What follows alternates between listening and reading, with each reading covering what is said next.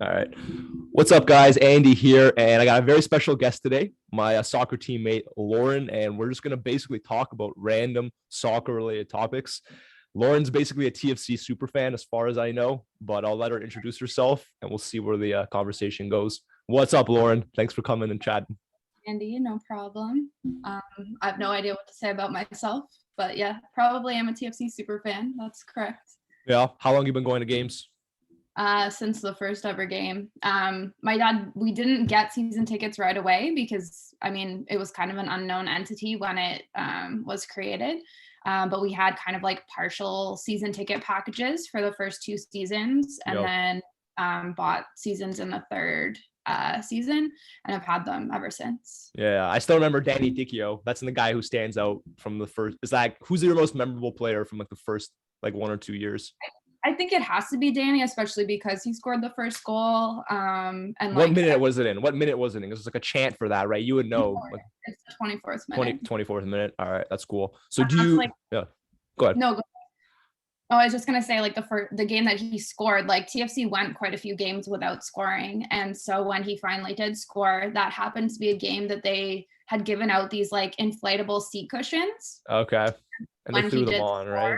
Everyone tossed them onto the field because they were pretty much like frisbees. And so for like ages after he scored, the crew was all trying to like clean up thousands of right. Yeah. You know what? I actually remember that. And if I was good enough at YouTube, I would definitely put that picture somewhere so people could see what that what that looked like. The video is there somewhere on YouTube. Yeah, I distinctly remember that. That's pretty funny. So like over the years then, I kind of know the answer to this question, but like whatever, I'm gonna ask you, who would you say is your favorite TFC player? I honestly, I'm one of those people that doesn't really like have a favorite player of like all time. I like different players depending on when they're on a team that I support. I think honestly, if I had to pick, Michael Bradley. Yeah. That's what I thought. Any Michael Bradley slander ever. Right. Yeah. Well, no, the reason I asked literally just to get it out there is like I'm born on the exact same day as Michael Bradley to like the year and everything. So I just wanted to throw that out there. That was pretty cool. Tell your viewers your Michael Bradley wife elevator story. Yeah. So I've met Michael Bradley's wife. I think her name is Amanda. I was literally in an elevator with his wife, and at that time, I guess his son's name was Luca, and Luke, I think, and he would have been quite small. So this was quite a while ago. And I was like, oh hey, like I have the same birthday as your husband. Like I didn't know what to say, so I think she just looked at me, and she was like, "Oh, okay, that's good. It's a good thing we only have 3 more floors to go." Her child behind her. Yeah. Have you ever seen Michael Bradley around town? Because I've definitely seen him around town a few times. No, I haven't. I used to see Justin Morrow quite a lot. Like he lived in my neighborhood, and I frequently went up to him at the grocery store. Oh, that's cool. And I recognized him by his child as well, which is kind of weird. Oh, just from like social and stuff, eh? Yeah. Like I saw his child and I'm like, that toddler looks familiar to me. And then it clicked and I hunted him down in the produce section. Oh, that's fun. Yeah. Well, you also have a picture with Pozuelo. Like okay, this is actually a fun question because I have a good one for a good answer for this, but who would you say like the most famous soccer player or the most like remarkable as far as you're concerned that you ever actually encountered and like interacted with? So I did meet Jovinko. Okay. When I went to a TFC game in Columbus a couple years ago, and the team actually was staying at our hotel. So met most of them. I also met Giuseppe Rossi at Old Trafford. Cool. I went for a trip with my dad when I was like quite a bit younger, and he was still playing for their reserve team, and he was like my favorite reserve player because people have those. And yeah, and so I got a jersey, he signed it, met him, that was kind of cool. So I'd say he's probably like the biggest. All right, yeah. Okay, I'm gonna win this round. I'll say in a second. I will say I also feel a bit bad for Rossi because of all the injuries he had. I think that really took a lot off of his career and his potential. But that's cool that you got to meet him. And interesting case. I think he could have played for the U.S., but he played for Italy. He definitely got a few caps for Italy. I don't know that he made that. I can't remember now how many. But he made it like it might be like Jovinko where he got like 3 caps and maybe scored a goal or 2. But that's funny. So I'm gonna say the best soccer player that I've met is actually Patrick Kluivert in Miami, which was like for me was epic. So he was staying in my hotel, and of course, like Americans, like they don't know soccer very well. Okay, or certainly the Americans were in Miami didn't, because like no one was going up to him besides the hotel staff. Like I see him, I'm like, holy crap, Patrick Kluivert. And like I have memories of Patrick Kluivert from like Euro 2000. Italy versus Netherlands, and I think he missed a penalty or like whatever. I remember him from that game. Anyway, I'm like, Patrick Kluivert, I'm like, hey, can I shake your hand? I didn't get a picture or anything because like I don't want to like, I'm not like one of those guys who wants to annoy people, but I shook his hand, and the funny thing is he was at the hotel I was staying at, and his son Shane was like this tall. And Shane now, like he has two sons that play, Justin, who is like so, and then Shane, who's like in the Barcelona academy. So he might be 12 or 13, and he was like this tall at that time. And yeah, that was definitely like that's probably my most epic memory. Yeah, I should have got a picture though. Yeah, I think you should. And like no one even knows Patrick Kluivert when I bring it up to random people. Really. My dad met so United, like how they do those, or they did those like North American tours, Asian tours. So my dad and aunt went to quite a few of the North American ones, and so met most of the players. And then my dad has a photo of him between Sir Alex Ferguson and Bobby Charlton. Oh, it's pretty epic. Pretty cool. Yeah. So yeah, like I know you're a Man U fan as well, and is that like family ties? Like where did that come from? My dad's British. His dad supported United. He supported United. It was kind of like a thing I didn't have a choice in. Okay. I like vividly remember when they won the treble, like my dad running around the house screaming, and like it was just kind of born from that. I was pushed into soccer. Okay, and that was in '99, right? I think so. Yeah. That's funny. The funny thing with me, how old I was at that time. right. Yeah. Okay. The funny thing with me is like I don't like, I'm like a massive soccer fan. Like I can talk about, even if I talk to my clients, like if they come from different parts of the world, I can relate with them just like randomly because I know soccer teams from their players. But like I never really was like raised on a club. I never really had like a club that I would like die for, so to speak. Like when I was younger, I definitely supported AC Milan, but it was easy to do that back then because they had like Kaká and Shevchenko and Inzaghi and Pirlo and Gattuso and Maldini, and it was like a glorious time. But like when they started sucking, I kind of just like became like a general fan. Glory hunter, you moved on. Yeah, no, I moved on. But okay, like let's go back for a sec to like the super fandom thing. So it's something that I've been to TFC games and I have like TFC memories. Obviously, like I support the club and like I've had some fun memories, and we'll talk about that. But like I haven't been to like every single game, right? Do you like in the course of a season in terms of home games, like cup games? I don't know if I'm overselling you. We're gonna find out in a sec. Like cup games, whatever. Do you like, what percentage of home games do you attend? Like barring very extreme circumstances. I would say 99 to 100%. Right. Like it has to be something really important for me to miss it. Like honestly, I went to a TFC game when I had like really bad strep throat, which now like infectious diseases and stuff probably shouldn't have gone. But right. All good. When I like had my ankle injury this fall, I was going to every game with my big inflatable boot. So right. I pretty much go to every home game, and pre-COVID, I would go to at least like 1 or 2 away trips every season as well. Yeah. Okay. Yeah. So that's a very fair. I'm pretty comfortable with that super fan description. Like having just like been watching myself, like different fan pages, like Arsenal fan TV and stuff, you actually get to appreciate the extent to which like the club's performances like literally affect people's daily lives and the emotional commitment. Like where you fall on that spectrum, just out of curiosity, because like I mean, I don't think I let TFC like ruin my day. Right. Okay. Have I cried when TFC has had big wins? Yes. Yeah. Did I cry when they won the MLS Cup final? Yeah, for sure. Yeah, sweet. Yeah, like I mean, I do like to think I'm a rational soccer fan. Like I'm not gonna, go into a decline when my team loses, but I definitely feel it. Right. Okay. Okay. Well, let's talk a few TFC memories then. Like I definitely don't have as many as you, but if you had to pick, like, okay, let's do this. Let's play this game, and we can definitely do something like this more in the future. But pick one great one and then one dark one, and then we'll go back and forth. Okay, great one was when it was Champions League and they tied LA Galaxy at the Rogers Center, Sky Dome. Okay. When someone threw a beer at Beckham. Okay, Beckham was playing then. It was 2-2, but it honestly was one of those ties that feels like a win. Yeah. And then they went back and beat LA in LA, so that was pretty awesome, and moved on to the next round. Okay, and that was and how far did they make it that year? maybe like quarters, semis, something like that. Okay. I think it might have been the semis. Yeah. Okay. Yeah. Okay. Random question, because since that was a cup competition of the last, because I know, we have this Canadian Cup or whatever. How many of the last 5 Canadian Cups have we won? It's a rapid fire. Not many, maybe 2. Yeah. Okay. Who's feel been like winning them? Montreal? Montreal, has won. Because we went on a streak. I think we've won like 8 or something like that, 8 or 9. We did obviously win like the year that we won the treble. Pretty sure the year before that. But then the year after we won the treble is when we went to the finals in Champions League, and then after that it's kind of been not great. Okay. 2 seasons ago, and then that was like the first Champions League game was Armis's first game in charge.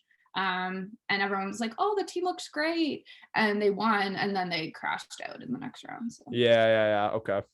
Yeah, that's a good one. I don't remember. I think I might vaguely remember that.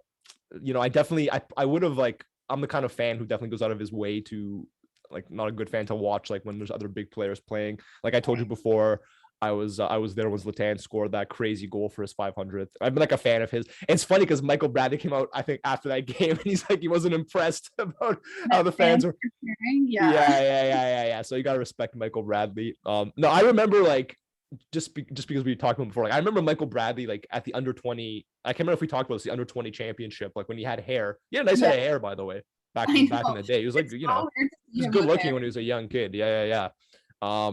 But I remember him, and I remember all the hate he got over the years because his dad was the coach of the U.S. team, and he would pick him, and the performances were questionable and stuff.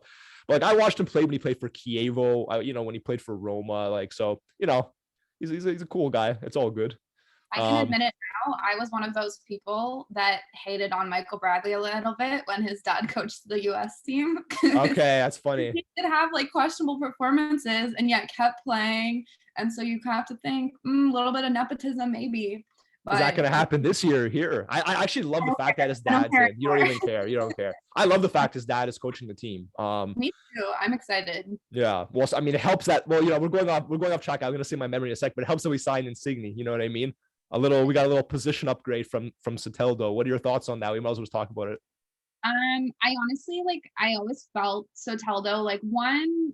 Obviously, he never really had a chance to play with 2 other DPs, and the squad really struggled the whole season. But I also do think that he was just a lot of performance, but no really results. He would dribble around 2-3 people, run into the corner, and then put in the world's worst cross. He could never get it in the air. He never had a really good finishing touch. Could never really put that final part together. So it just seems like a bit of a waste.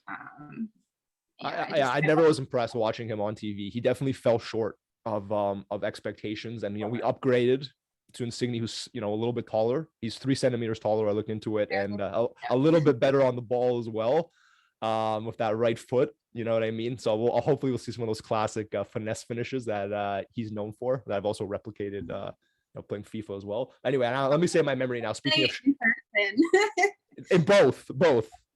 He scored some epic. I know he scored an epic finesse in the box in the Euros. I called it actually. I literally called it before. I'm this is going in, right foot curling in the corner. I can't remember which game it was now. I lost my shit after that. I'm pretty sure we're allowed to swear after 5 minutes. I think that's how it works. So yeah. So I actually told you the story, and one of the few TFC related stories I told you. But my best memory, I have to say, that's most vivid is when the TFC was in Jovinko's glory days, when TFC played the Philadelphia Union. I was with a girl at the time who was from Philadelphia. I point to this little guy. I'm this little guy is gonna mess you guys up today. And he scored, and the reason why it was so epic, he scored 2 free kicks. Joe Bendick might have been in net. I don't know, and I think he might have been. I can't remember. For Philadelphia, maybe if he played with him, I can't recall. But I know he Orlando. I don't know if he went. Whatever, it doesn't matter. This was a while ago. Yeah. But he scored a free kick over the natural side of the wall the first time. The keeper's here, the wall's here. And then the second time, the keeper, I think, maybe even was cheating, and he scored on the other side of the wall. I just lost it. That had to be my most epic TFC memory. And obviously Jovinko, Jovinko gave us a lot of a lot of epic memories. What I wonder this, I'm gonna ask this interesting question, right? Because with Jovinko, like, because I had watched him play, like I watched him play for Parma, and like Jovinko was always the kind of player who was like better to start a bad team. Like he never quite settled in when he was in like a bigger team when he wasn't the best player. Like he did very well, I believe, at Empoli as well, or maybe even Brescia is one of those two. But like he hadn't played that many matches when he came to TFC, right? So I wonder, like, compared to Insigne, he has way more miles, and so I wonder how it's going to affect him, especially coming in July in the middle of the season.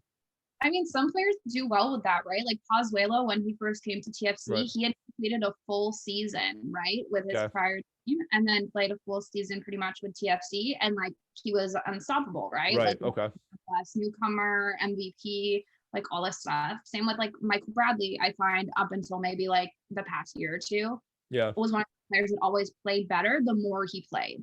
And, like he just like got more into it. So I don't know, like we'll see. Hopefully, I mean, like I'm sure they'll manage his minutes to some extent, but at the same time, if he's a DP, he's getting big money. He's getting big money. I mean, his minutes to be managed, but and I think he's injured now as well, so I think he's getting some rest, you know, or whatever the case may be. So that's fine. Well, okay, so let's go into the dark memory. I mean, you probably have a bunch, but what, like, if you know, what comes out as the first?